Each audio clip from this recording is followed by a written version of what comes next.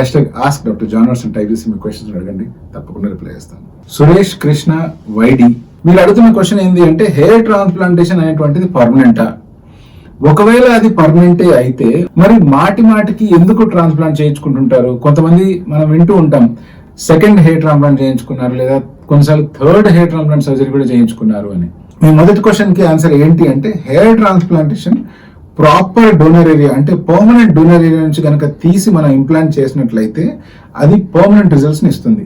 అలా కాకుండా పొరపాటున ఈ పర్మనెంట్ జోన్ లేదా ఈ సేఫ్ జోన్ లో నుంచి కాకుండా దాని పై నుంచి కానీ లేదా ఆ సేఫ్ జోన్ కింద నుంచి కానీ మనం హెయిర్ తీసి ఇంప్లాంట్ చేస్తే అవి ఫ్యూచర్ లో రాలిపోయే అవకాశాలు చాలా పెరిగిపోతాయి. మరి హెయిర్ ట్రాన్స్ప్లాంటేషన్ కనుక పర్మనెంట్ అయితే ఎందుకు రెండో సర్జరీ మూడో సర్జరీ చేయించుకుంటారు అంటే, హెయిర్ ట్రాన్స్ప్లాంటేషన్ చేయించుకునేటప్పుడు ఎంతైతే బాల్డ్ ఏరియా ఉంటుందో ఆ ఏరియాలోనే హెయిర్ ట్రాన్స్ప్లాంట్ చేస్తాం. ఫర్ ఎగ్జాంపుల్ మీకే కనుక ఫ్రంట్ ఏరియా బాల్డ్ ఉంది, వెనకలంతా జుట్టు ఉంది అనుకుందాం, అండ్ మీరు ఇంకా ఫర్దర్ బాల్డ్ అవుతున్నారు.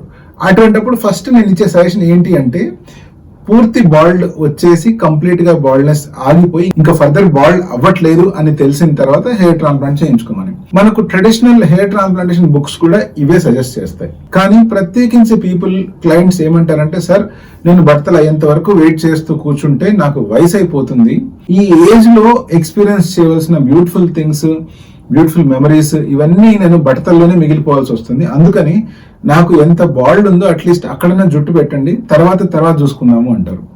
సో యూజువల్ గా ఇటువంటి సిచ్యువేషన్ ఎదురైనప్పుడు నేనేం సజెస్ట్ చేస్తానంటే, ఫ్రంట్ ఏరియాలో హెయిర్ ట్రాన్స్ప్లాంటేషన్ చేసి, అంటే ఎక్కడైతే లాస్ ఉందో, ఫర్ ఎగ్జాంపుల్ బ్యాక్ ఏరియాలో లాస్ ఉందంటే బ్యాక్ ఏరియాలో ట్రాన్స్ప్లాంట్ చేద్దాం.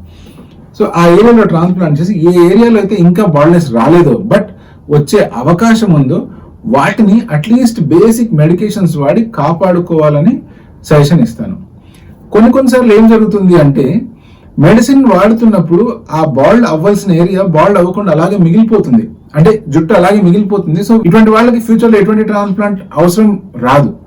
కానీ మోస్ట్ ఆఫ్ ద టైమ్స్ ఏం జరుగుతుందంటే, మనం మెడికేషన్ వాడి ఎంత సేవ్ చేసుకుంటూ పోయినా కూడా over a period of time మళ్ళీ ఆ ఎగ్జిస్టింగ్ హెయిర్ ఉన్న ఏరియా బాల్డ్ అయిపోయే ఛాన్స్ ఉంది. అటువంటి సిచ్యువేషన్ లో సెకండ్ ట్రాన్స్ప్లాంట్ కానీ, లేకపోతే ఆ బాల్డ్నెస్ మళ్ళీ పెరిగింది లేదా ఆ బాల్డ్ ఏరియా ఇంకా ఎక్స్టెండ్ అయింది ఏజ్ పెరిగే కొద్దీ అంటే థర్డ్ ట్రాన్స్ప్లాంట్ కానీ అవసరం రావచ్చు. ఇంకొక సినారియో చూద్దాం, రిపేర్ హెయిర్ ట్రాన్స్ప్లాంట్. అంటే ప్రత్యేకించి కొంతమంది హెయిర్ ట్రాన్స్ప్లాంటేషన్ తెలుసో తెలియకనో చేంజ్ చేసుకుంటారు, బట్ హెయిర్ ట్రాన్స్ప్లాంటేషన్ జరిగిపోయి 1, 2, 3 సంవత్సరాల తర్వాత వాళ్ళకు ట్రాన్స్ప్లాంట్ చేసిన వెనకాల ఏరియా ఫర్దర్ గా బాల్డ్ అయిపోతూ ఉంటుంది, లేదా హెయిర్ ట్రాన్స్ప్లాంటేషన్ చేసిన ఏరియా హెయిర్ లైన్ మరీ కొంచెం కిందికి పెట్టడం కానీ జరుగుతూ ఉంటుంది.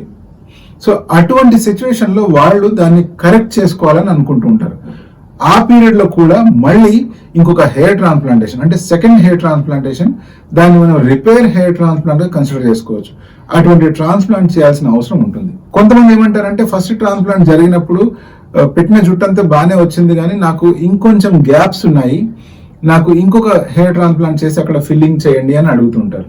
సో ఇలాంటప్పుడు కూడా ఒకవేళ డోనర్ ఏరియా సరిపడా ఉంది అండ్ నిజంగా వాళ్ళు చెప్తున్నట్లు హెయిర్ మధ్యలో గ్యాప్స్ ఉన్నాయి అనుకోండి, అటువంటిప్పుడు డెఫినెట్ గా ఆ ఏరియాలో మళ్ళీ అక్కడ హెయిర్ ఇంప్లాంట్ చేసి ఒక డీసెంట్ థిక్నెస్ ని తీసుకురావచ్చు. అగైన్ మనం గుర్తుపెట్టుకోవాల్సిన ఇంపార్టెంట్ పాయింట్ ఏంటి అంటే, హెయిర్ ట్రాన్స్ప్లాంటేషన్ కోసం ఏవైతే హెయిర్ తీసుకుంటున్నామో అవి పర్మనెంట్ జోన్ లేదా సేఫ్ జోన్, అంటే తల వెనకాల భాగంలో ఉండే సేఫ్ జోన్ లోంచి తీసుకున్నట్లయితే లేదా బాడీ హెయిర్ తీసుకున్నా కూడా ఇవి పర్మనెంట్ గా లైఫ్ లాంగ్ గ్రో అవుతూనే ఉంటాయి, ఫాల్ అయినా కూడా మళ్ళీ పెరుగుతూనే ఉంటాయి.